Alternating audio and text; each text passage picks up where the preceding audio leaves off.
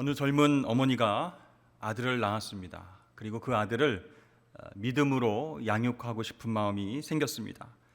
그래서 갓난아기 때부터 밤에 재울 때에 그 아들의 손을 꼭 잡고 기도해 주었습니다. 하나님, 우리 아이가 건강하고 지혜롭게 자라게 해 주십시오.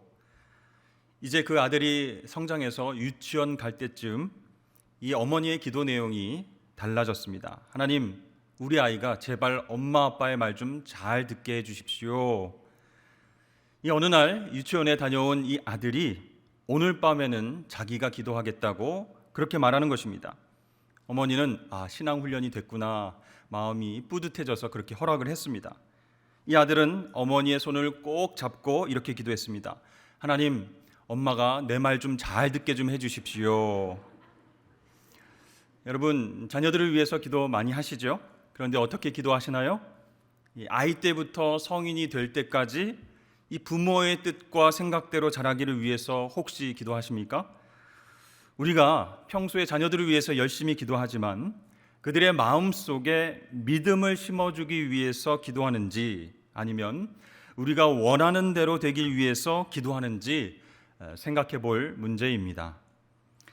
예수님은 무거운 십자가를 끌고 골고다로 올라가시다가 옆에서 통곡하시는 그 여인들에게 이렇게 말씀하셨습니다. 예루살렘의 딸들아, 나를 위하여 울지 말고 너희와 너희 자녀를 위하여 울라. 요즘 다음 세대가 너무 신앙의 위기이다. 요즘 아이들은 미전도 종족이어서 전도를 해야 할 대상이다. 이런 말들이 오래전부터 회자되고 있습니다. 그만큼 우리가 자녀들과 다음 세대들을 위해서 울면서 기도해야 될 때다라는 것이죠. 여러분, 우리 자녀들의 영적인 상태는 어떻습니까? 하나님을 진짜 믿고 있습니까? 아니면 믿는 척하고 있습니까? 성경 말씀이 하나님의 말씀인 줄로 믿고 그 말씀에 순종하며 살아갑니까? 또 어떤 시험과 유혹이 오더라도 이겨낼 수 있는 믿음 훈련받고 있습니까? 저는 우리 산성의 모든 가족들의 자녀들이 예수님 때문에 행복해졌으면 좋겠습니다. 그런 행복한 자녀들이 되기 위해서 우리가 해야 할 일이 무엇인지, 눈물로 기도하는 것 말고 또 우리가 해야 할 일이 무엇인지 오늘 말씀을 통해서 함께 생각해 보길 원합니다. 성경에서 위대한 믿음의 용사 하면 다윗을 떠올리게 됩니다. 여러분, 이 다윗이 성경에 어떤 모습으로 처음 등장하시는지 기억하십니까?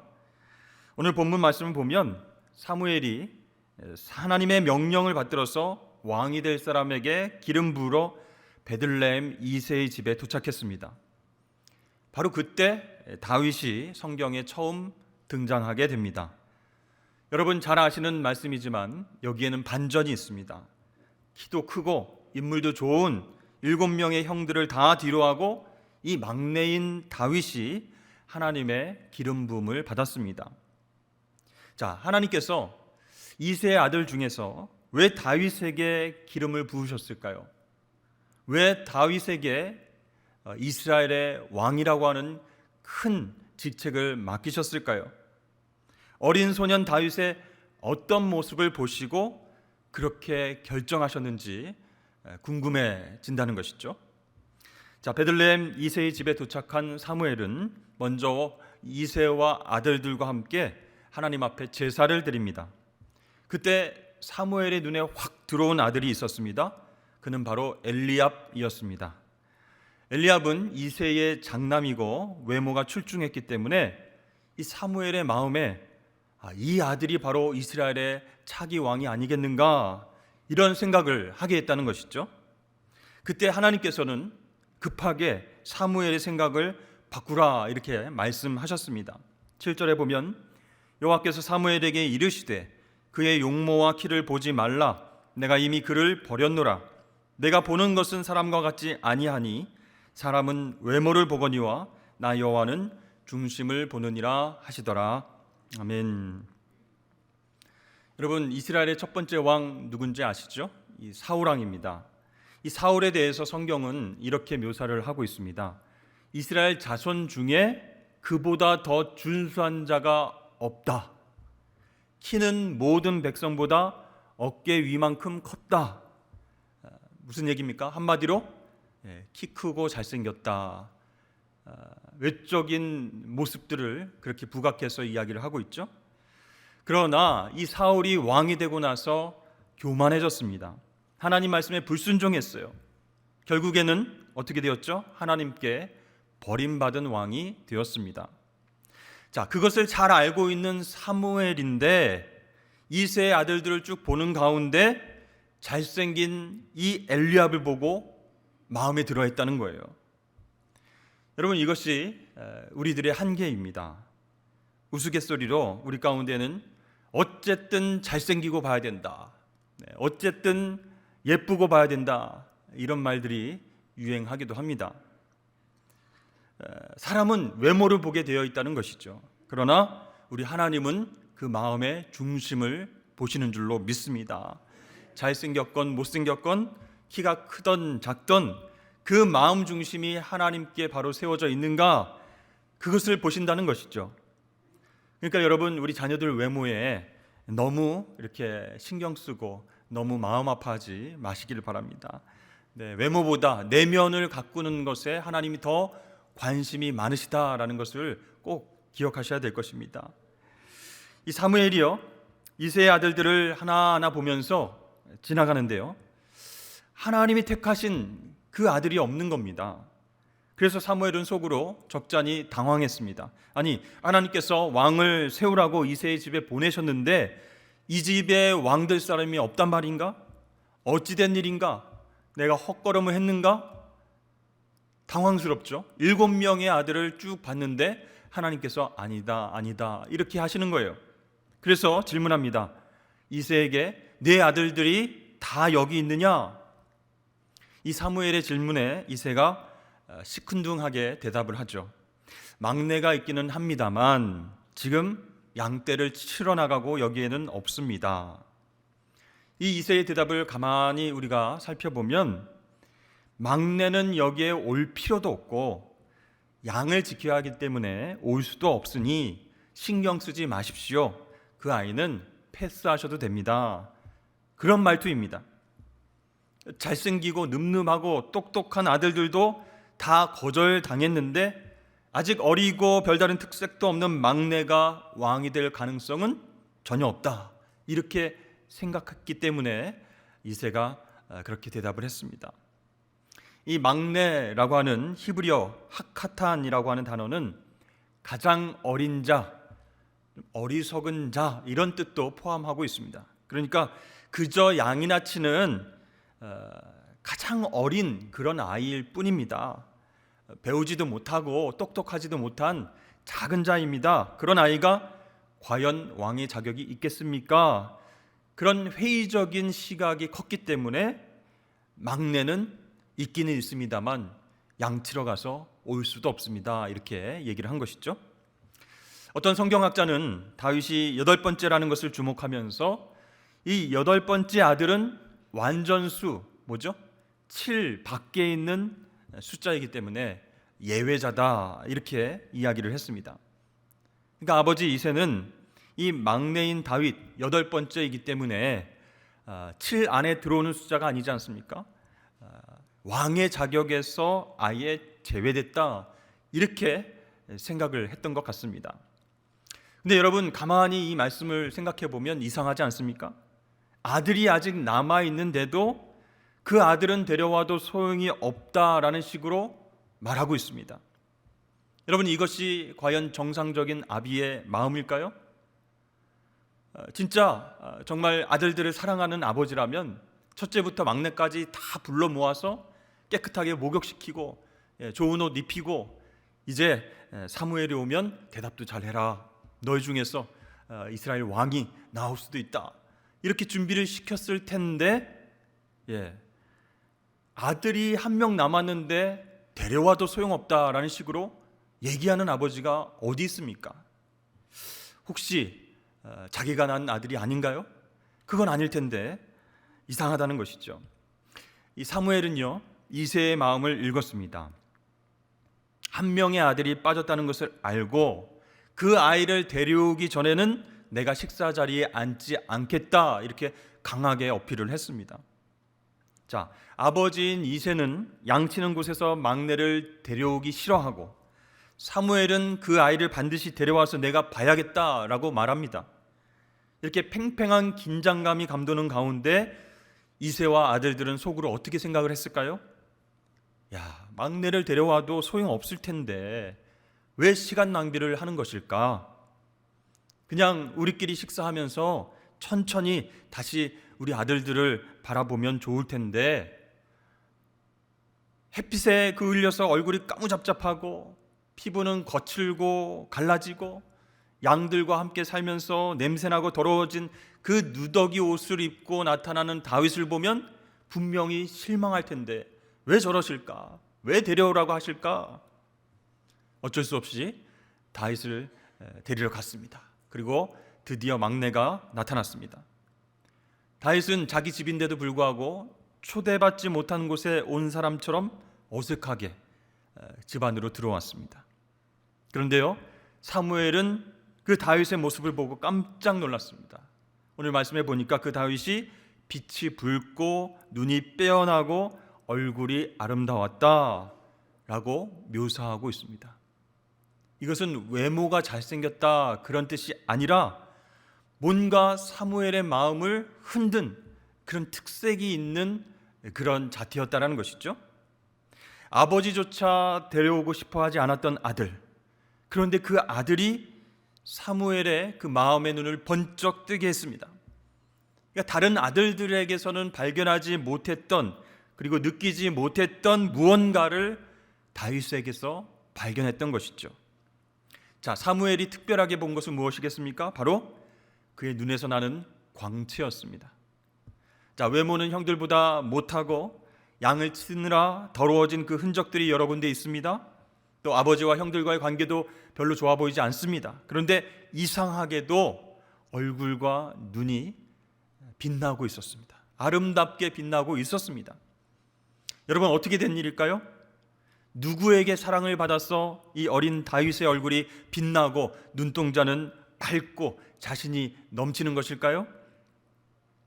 여러 상황들을 유추해 보면 이 다윗은요, 가정에서 인정받지 못하는 그저 막내에 불과했습니다.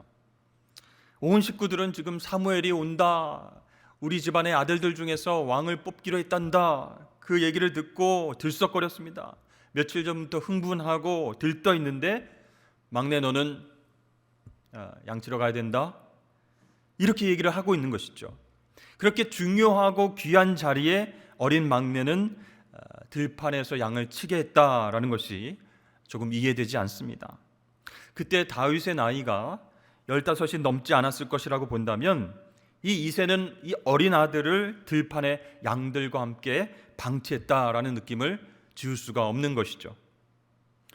그러니까 이런 상황들을 종합해 보면 이 다윗은 철저하게 가정에서 인정받지 못하고 외면당하면서 살고 있는 아이였다라는 것을 알게 됩니다. 자, 이 상황만 그런 것이 아니고요, 다윗의 성장 과정에서도 그 후에 왕이 되어서도 이 아버지 이새와 아들 다윗이 만나서 정답게 대화를 한 적이 성경에는 한 번도 나와 있지 않습니다. 그렇게 관계가 안 좋았다는 거죠. 형들과의 관계는 어땠을까요? 단편적으로 그것을 보여주는 이야기가 있습니다. 자신들의 형들의 식사를 챙겨서 전쟁터까지 달려온 어린 동생에게 이 장자인 엘리압은 다윗에게 이런 말을 했습니다. 그가 다윗에게 노를 바라여 이르되 내가 어찌하여 이리로 내려왔느냐?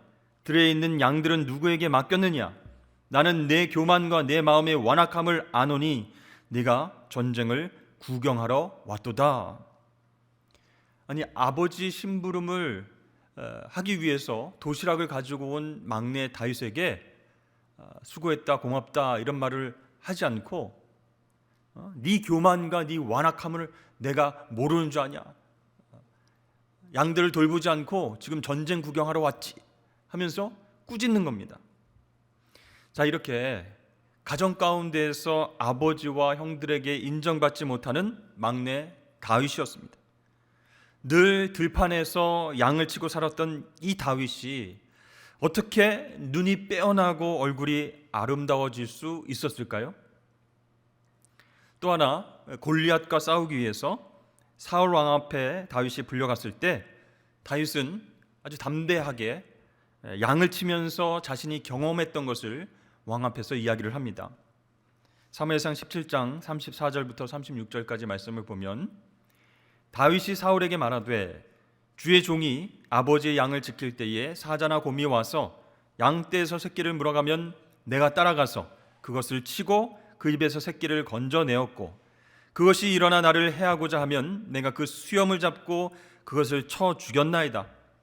주의 종이 사자와 곰도 쳤은즉 살아계시는 하나님의 군대를 모독한 이 할례 받지 않은 블레셋 사람이리까 그가 그 짐승의 하나와 같이 되리이다. 사울 왕 앞에서 지금 단순히 자기 자랑을 하는 것이 아닙니다. 다윗은 자기를 어떻게 표현하고 있어요? 주의 종이 아버지의 양을 지킬 때에 사자나 곰이 와서 물어갔다, 이런 얘기를 하죠. 그리고 주의 종이 사자와 곰도 쳤은즉 이렇게 얘기합니다. 그러니까 어린 다윗은 자기 자신을 주의 종이다 이렇게 표현하고 있는 거예요. 그러니까 이 말은 단순한 자기 자랑이 아니라 그동안 이 어린 다윗이 하나님과 어떻게 교제하며 살아왔는지를 보여주는 그런 힌트라는 것입니다. 자, 가정에서 아버지의 사랑을 받지 못했고 인정받지 못했습니다. 형들에게는 왕따를 당했습니다. 들과 산을 오르내리면서 양을 쳤던 그 아이, 상처와 아픔이 많았던 그 아이가 어떻게 외로움과 고됨을 이겨냈는지 그 답이 보이는 것이죠. 그렇습니다. 다윗은 비록 어렸지만 하나님이 자신과 함께 하셨을 때 사자와 곰을 물리쳤음을 자랑하고 있습니다. 이렇게 하나님과 동행해서 신나게 승리해 본 경험이 있는 이 다윗은 골리앗 앞에서도 두려움 없이 믿음으로 나설 수 있었습니다. 그렇습니다. 이 어린 다윗은요, 상처와 외로움을 가지고 삐뚤어 나갈 수도 있었습니다. 그러나 들판에서 양을 치면서 뭘 했어요? 하나님을 찬양하고 시를 지으면서 하나님과 교제했습니다. 무엇보다도 하나님과 동행해서 승리하는 기쁨을 배웠습니다.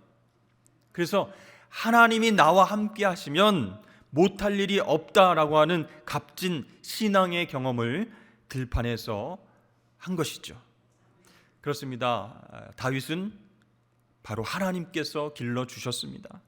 하나님의 사랑을 많이 받고 자랐기 때문에 눈이 밝게 초롱초롱 빛났습니다.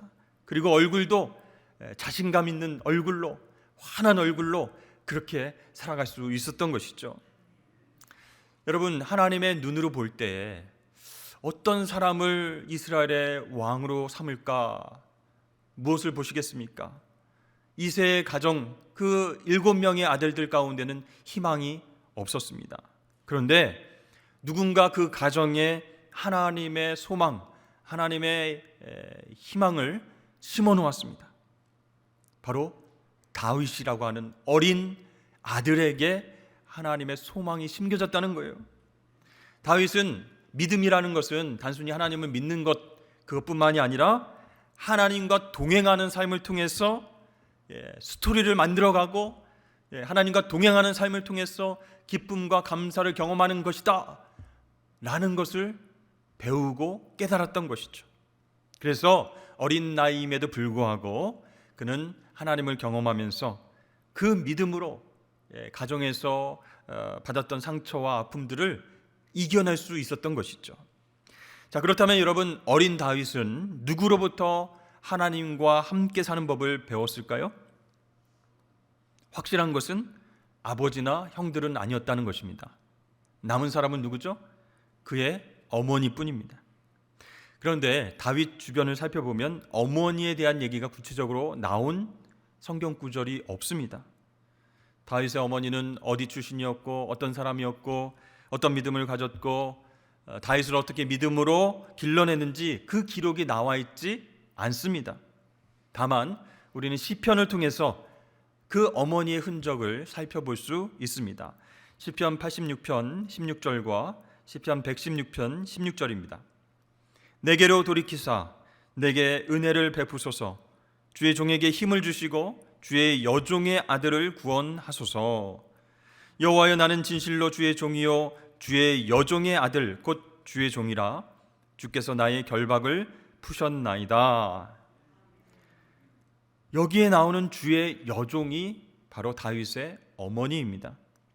자, 다윗은 자기 어머니를 생각할 때마다 우리 어머니는 주의 여종이다, 하나님께서 쓰시는 종이다, 그런 생각을 했다는 것이죠.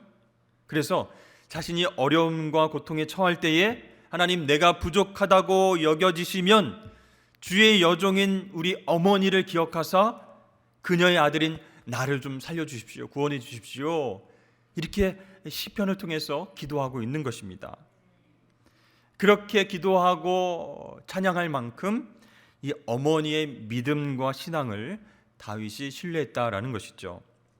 자, 그런 어머니가 일찍 세상을 떠난 것인지 아니면 집을 나간 것인지는 우리는 알 수 없습니다. 그러나 분명한 것은 이 어머니가 어린 다윗에게 하나님을 심어줬다라는 사실이죠. 그리고 하나님께서는 다윗의 마음에 믿음이 싹트도록 도와주시고 잘할 수 있도록 함께 하셨습니다. 이름도 없이 살았던 그 다윗의 어머니가 그 가정 가운데 하나님의 소망을 심어놓은 줄로 믿습니다. 그 하나님의 소망은 다윗에게서 싹이 나고 자라서 이제 열매를 맺는 시점이 되어진 것이죠. 이스라엘 왕으로 기름 부음을 받고 하나님과 동행하면서 나라를 다스리는 그런 하나님의 사람이 되었다라는 것입니다. 여러분, 하나님께서는 처음부터 끝까지 다윗을 지켜보셨습니다. 그리고 이스라엘의 왕으로 삼으시기로 결정하셨습니다. 사무엘은요, 어린 다윗의 눈빛에 반해버렸습니다. 그리고 하나님의 음성을 듣고 그 자리에서 다윗에게 기름을 부었습니다. 13절 말씀입니다.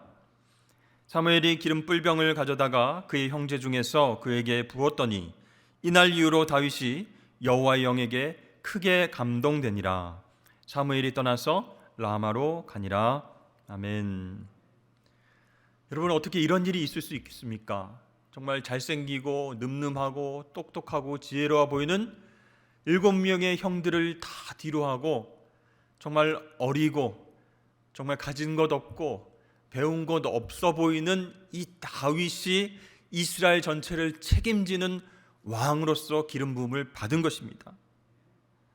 여러분, 이것은 분명한 하나님의 역사이고 하나님의 선택입니다. 그러나 그 전에 다윗에게 하나님의 마음, 하나님의 소망을 품게 해준 어머니의 기도와 어머니의 신앙 교육이 있었다라는 것이죠. 사랑하는 성도 여러분, 하나님은 지금도 우리와 우리 가정을 지켜보고 계십니다. 그렇다면 오늘날 우리 가정 가운데는 어떤 씨앗이 자라고 있습니까?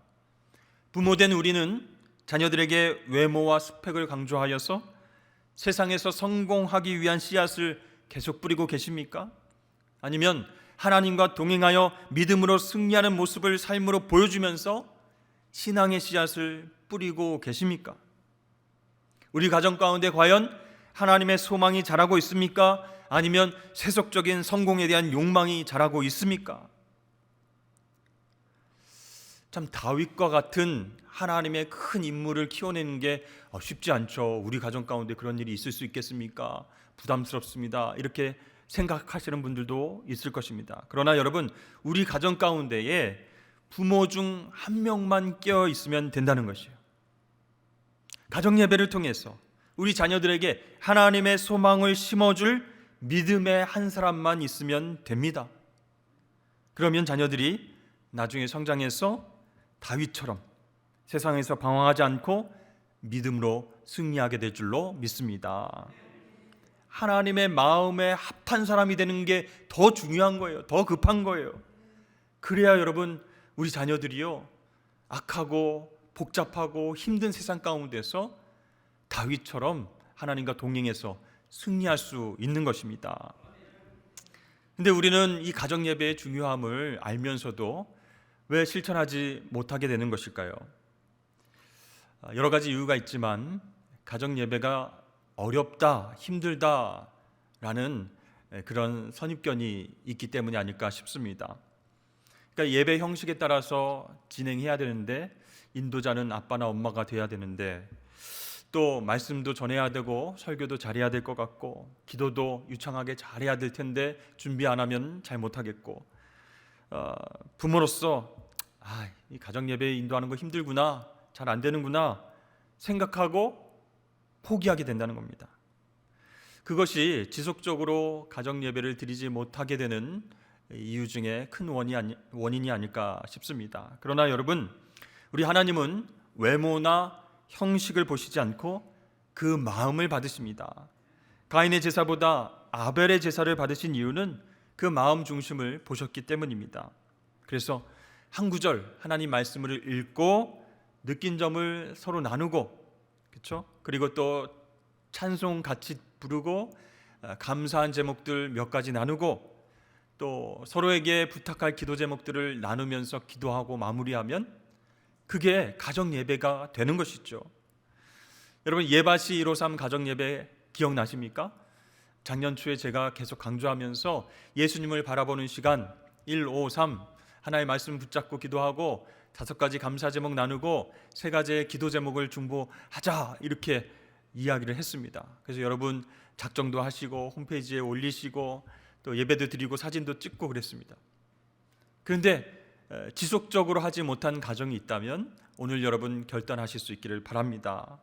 그 가정 예배를 통해서 우리 자녀들이 얻을 수 있는 가장 큰 영적인 유익은 무엇이겠습니까?